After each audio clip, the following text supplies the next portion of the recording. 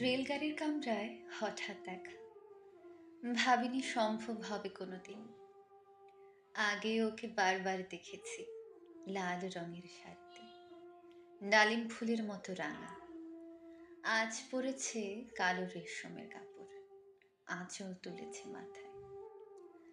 দোলন চাপার মতো চিকন গরু মুখখানি ঘিরে মনে হলো কালো রঙে একটা গভীর দূরত্ব ঘনিয়ে নিয়েছে নিজের চারদিকে।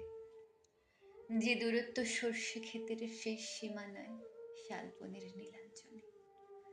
থমকে গেল আমার সমস্ত মনটা। চেনা লোককে দেখলেন অচেনার গাম্ভীর্যে। হঠাৎ খবরের কাগজ ফেলে দিয়ে আমাকে করলে নমস্কার। সমাজবিধির পথ গেল খুলে, আলাপ করলেন শুরু। কেমন আছো, কেমন চলছে সংসার, ইত্যাদি।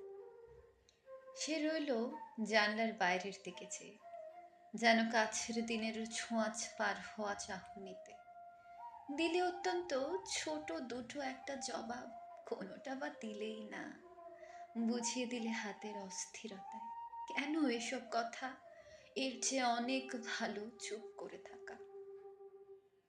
আমি ছিলাম অন্য বেঞ্চিতে ওর সাথীদের সঙ্গে। একসময় আঙুলে নেড়ে জানালে কাছে আসতে, মনে হলো কম সাহস নয়।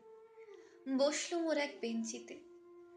গাড়ির আওয়াজের আড়ালে বললে মৃদু স্বরে, কিছু মনে করো না, সময় কোথা সময় নষ্ট করবার।